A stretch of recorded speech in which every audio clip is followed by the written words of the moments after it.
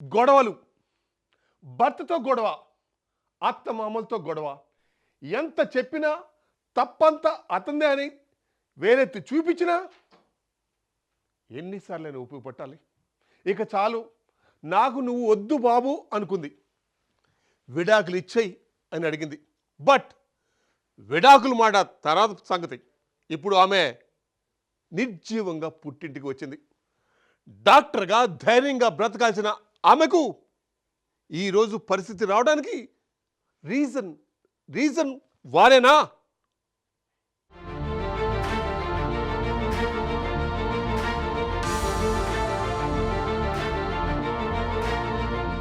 అత్తమామల వేధింపులు భరించలేక ఓ doctor selfie video తీసుకుని ఆత్మహత్యకు యత్నించింది. ఈ ఘటన హైదరాబాద్లో చోటు చేసుకుంది. భార్యాభర్తల మధ్య గొడవల కారణంగా ఇప్పటికే డాక్టర్ కేసు కోర్టులో ఉంది. అయినా అత్తమామల వేధింపులు గొడవల కారణంగా ఫెర్నాండేజ్ ఆసుపత్రిలో గైనకాలజిస్టుగా పనిచేస్తున్న డాక్టర్ ప్రణీత్ రెడ్డి ఆత్మహత్యాయత్నం చేసింది.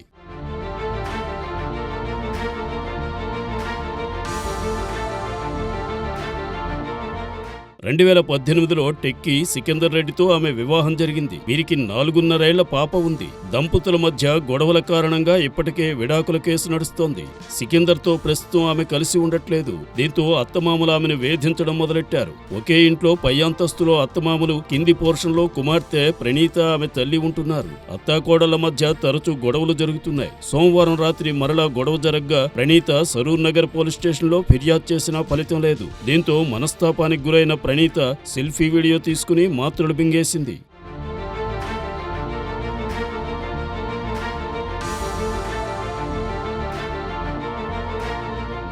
ఆమె చంపాపేటలోని జీవన్ ఆసుపత్రిలో చికిత్స పొందుతోంది. ప్రాణాపాయ స్థితిలో ఉన్నట్లు వైద్యులు తెలిపారు. డాక్టర్ ప్రణీత రెడ్డి ఆత్మహత్య యత్నానికి నిరసనగా బాధితురాలి కుటుంబ సభ్యులు, బంధువులు సరూర్ నగర్ పోలీస్ స్టేషన్ ఎదుట ఆందోళనకు దిగారు.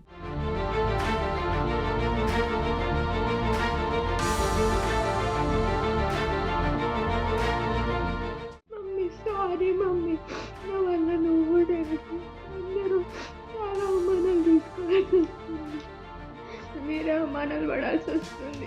నా వల్ల అవ్వట్లేదు మమ్మీ. డాడీకి ఎప్పుడు చెప్పినా కానీ ఓపిక పట్టు సికిందర్ మాడతాడంటుండే, కానీ ఇంకా నాకు ఓపిక లేదు. రాత్రి మా అత్త నిన్న మాటలు సీఐకి వినిపిస్తూ నేను విన్నాను మమ్మీ. ఇంకా లేకపోయినా నా కోసం ఎన్నో అవమానాలు పడుతున్నారు మీరంతా. డాడీ కూడా చెప్పుకోలేకపోతారు కానీ చాలా అవమానాలు పడుతున్నారు. మీరంతా బాధపడడం నాకు ఇష్టం లేదు మమ్మీ. పోతే మీరంతా హ్యాపీగా ఉంటారు, నాకు అది అర్థమైంది. నా పిల్లల్ని కాస్త జాగ్రత్తగా చూసుకోండి మమ్మీ. మా ఆయన, అత్త, మామలు చాలా హింస పెట్టిండ్రు. మీకు ఇంకా చెప్పని కూడా చాలా ఉన్నాయి. ఇక్కడ కింద ఉంటున్నా కానీ రోజుకి మాటలతో నీళ్ళు ఇవ్వకుండా కరెంట్ తీసేసి ఎంత హింస పెడతారో మీరు చూస్తారు. బర్త్డే అని చెప్పి బట్టలు కొనుక్కొని సెలబ్రేట్ చేసుకుందాం అనుకో, పొద్దున్న చేసుకుందామని వేసుకోవట్లేదు. అది ఈ డ్రెస్ గుర్తుందా? మా మామ నన్ను ఎక్కడెక్కడ ముట్టుకొని చేసి నాకు ఆ రోజే చదువుతామనుకున్నా. కానీ మీరంతా ఉన్నారు, పాపాన్ని అద్భుతం చేస్తారేమో అనుకున్నా. ఇప్పుడు ఆ నమ్మకం పోయింది మమ్మీ. నేను ఇంకా బ్రతకలేదు మమ్మీ. సారీ మమ్మీ, నేను చచ్చిపోతా మమ్మీ. అప్పుడు మీ పాపని జాగ్రత్త చూసుకోండి, నన్ను అన్యాయం చేయకండి మమ్మీ. కిందరు మా అత్త, మామలు, ఆడపడుతులు, వాళ్ళ హస్బెండ్ వీళ్ళని నమ్మి నా పాపను అప్పగించకండి.